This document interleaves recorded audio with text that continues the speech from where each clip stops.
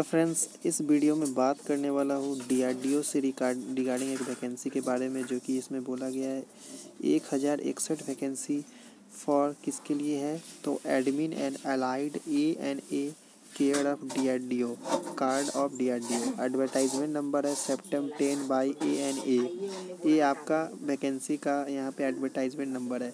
अब बात है कि इसमें कब से कब तक अप्लाई होगा, कौन कौन अप्लाई करने वाले, एलिजिबिलिटी कंडीशन क्या है, क्वालिफिकेशन कितना है, कैटेगरी वाइज वैकेंसी कितना है, कब से कब तक अप्लाई होगा, यहाँ पे आप देख लीजिए। तो यहाँ पे क्रूशियल डेट ऑफ एलिजिबिलिटी, यानी आपका जो भी एलिजिबिलिटी मांगा गया है जोन पोस्ट के लिए, वो 7 दिसंबर 2022 के बीच में आपका मतलब तक का होना चाहिए। इससे पहले का नहीं होना चाहिए, ठीक है।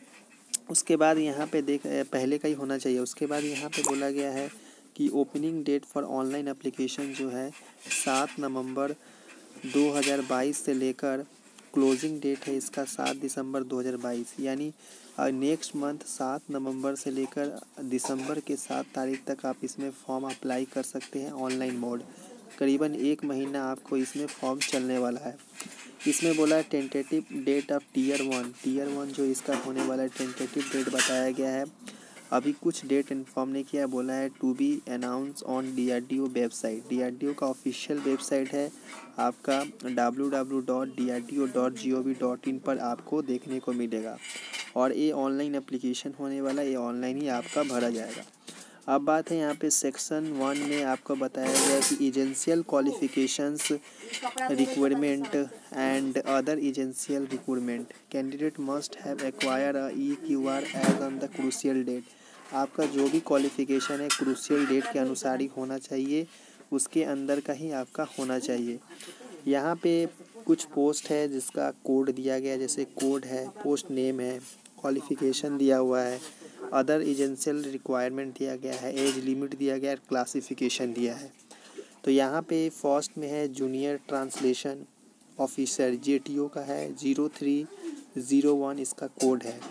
इसमें मांगा गया है master degree of recognise university in English and Hindi with Hindi and English as compulsory elective subject at the degree level. आपके डिग्री लेवल के अनुसार आपका मास्टर डिग्री जो भी हो उसमें आपका हिंदी या इंग्लिश एक प्रॉपर सब्जेक्ट होना चाहिए। या बोला गया है master degree of recognise university in any subject Hindi as the medium of instruction with English as compulsory subject degree level. Master degree में आपका हिंदी मीडियम इंस्ट्रक्शन हो सकता है, पर आपका इंग्लिश लैंग्वेज कंपलसरी होना ज़रूरी है डिग्री लेवल में। या बोला गया है कि bachelor degree with Hindi and English as the main subject और आइदर अप टू और medium of examination and other main subject plus recognize diploma और certificate course in translation from Hindi and English and vice versa, 2 year experience of translations work from Hindi and English and vice versa, central और state government officers including government of India. तो इसमें आप बोला गया है कि आपके पास बैचलर डिग्री है, हिंदी और इंग्लिश मेन सब्जेक्ट आपका होना चाहिए बैचलर डिग्री में, और या तो आप डिप्लोमा किया हुआ होना चाहिए ट्रांसलेशन में, जो कि हिंदी से लेकर इंग्लिश में ट्रांसलेशन का, या वाइस वर्सा दोनों में भी हो सकता है, इंग्लिश से हिंदी भी हो सकता है। 2 year का एक्सपीरियंस ट्रांसलेशन वर्क अगर हिंदी इंग्लिश एंड वाइस वर्सा में है, सेंट्रल या स्टेट गवर्नमेंट ऑफिसर्स का, तो आप इसमें अप्लाई कर सकते हैं JTO के पद पे, यानी जूनियर ट्रांसलेटर के पोस्ट पे। नेक्स्ट है यहाँ पे स्टेनोग्राफर ग्रेड 1 इंग्लिश टाइपिंग। तो इसमें बोला है ग्रेड 1 इंग्लिश टाइपिस्ट का है, स्टेनोग्राफर का, यानी बैचलर डिग्री इसमें मांगा गया है, सिंपल बैचलर डिग्री। और बैचलर डिग्री के संग संग बोला है स्किल टेस्ट नॉर्म, यानी 10 मिनट में 100 वर्ड पर मिनट, ट्रांसक्रिप्शन 40 वर्ड इंग्लिश में होना चाहिए, ओनली ऑन कंप्यूटर पे, नॉट एक्सीडिंग 30 ईयर, ठीक है। और मतलब एज आपका 30 साल से ज़्यादा नहीं होना चाहिए, ऊपर वाला में था भी 30 साल से ज़्यादा नहीं होना चाहिए। और ये दोनों ही पोस्ट आपका ग्रुप बी पोस्ट है, ग्रुप बी। उसके बाद यह है लेवल 4 का जॉब। लेवल 4 में बताया गया है कि 0501 इसका कोड है, स्टेनोग्राफर 2 का English typist, 12th class pass इसमें होना चाहिए। उसके संग संग आपका 10 मिनट में 80 वर्ड पर मिनट आपका टाइपिंग इंग्लिश में होना चाहिए कंप्यूटर के ऊपर। और एज 18 से 27 साल और ग्रुप सी पोस्ट पे यहाँ पे रखा गया है। उसके बाद है यहाँ पे लेवल 2 का यहाँ पे जॉब है जो कि एडमिनिस्ट्रेटिव असिस्टेंट इंग्लिश टाइपिंग इसमें बोला गया है 0601 इसका कोड है। और इसमें बोला गया है 12th क्लास पास होना चाहिए। उसके संग संग आपको इंग्लिश में 35 वर्ड पर मिनट आपका टाइपिस्ट होना चाहिए। इंग्लिश में 35 वर्ड पर मिनट होना चाहिए और 18 से 27 साल के बीच में और ग्रुप सी का ये पोस्ट रखा गया है। उसके बाद है एडमिनिस्ट्रेटिव असिस्टेंट हिंदी टाइपिस्ट यानी 12th क्लास पास और इक्विवेलेंट फ्रॉम रिकॉग्नाइज्ड बोर्ड। इसमें भी 12th क्लास पास है। स्किल में भी 30 वर्ड पर मिनट आपका इसमें हिंदी में टाइपिंग होना चाहिए और 18 से 27 साल और ग्रुप सी का पोस्ट है। उसके बाद है स्टोर असिस्टेंट ये English typist 12th class pass इसमें भी होना चाहिए और 35 वर्ड पर मिनट आपका इंग्लिश में टाइपिंग होना चाहिए, कंपलसरी है। उसके बाद यहाँ पे बोला गया है कि आपका स्टोर असिस्टेंट में भी 12 क्लास इसमें भी हिंदी टाइपिंग 18 से 27 ग्रुप सी। उसके बाद है 0801 सिक्योरिटी असिस्टेंट इसमें कुछ अलग है। जैसे इसमें बोला गया है कि 12 क्लास पास और इक्विवेलेंट फ्रॉम रिकॉग्नाइज्ड बोर्ड और यूनिवर्सिटी और equivalent certificate awarded bye army force in the case of एक सर्विसमैन। अगर आप एक सर्विसमैन इसमें है इन केस में तो आपको 12 क्लास का सर्टिफिकेट आपको इस के संग संग एक सर्विसमैन का सर्टिफिकेट होना चाहिए अगर एक सर्विसमैन है तो।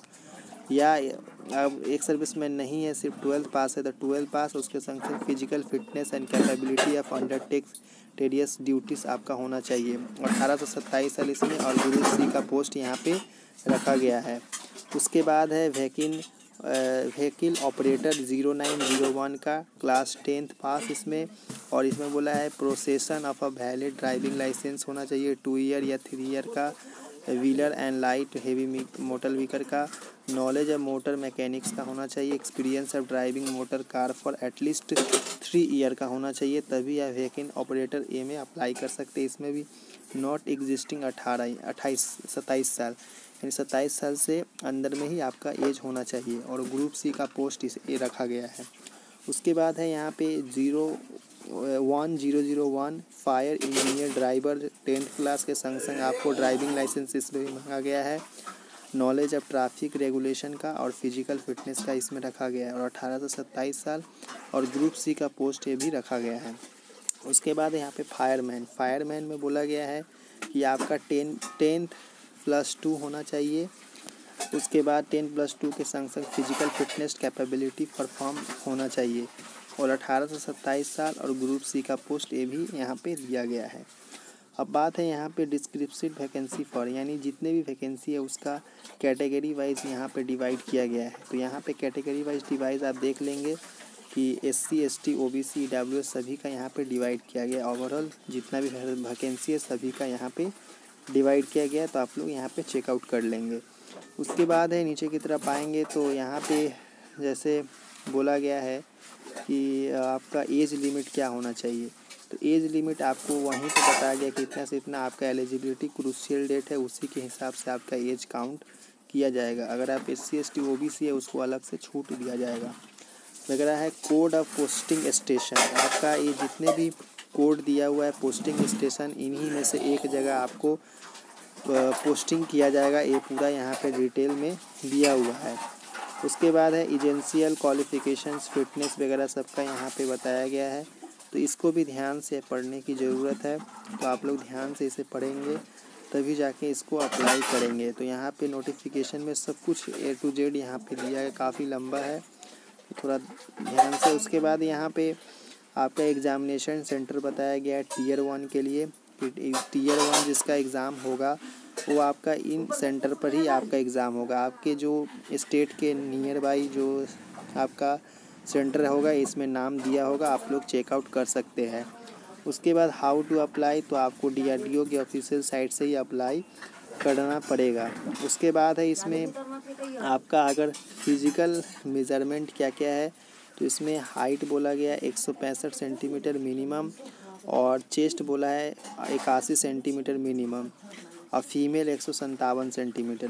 किसके लिए? जो 2 पोस्ट था, जो कि एक सिक्योरिटी असिस्टेंट और एक था आपका फायरमैन, उन 2 पोस्ट के लिए यहाँ पे फिजिकल मेजरमेंट की ज़रूरत है।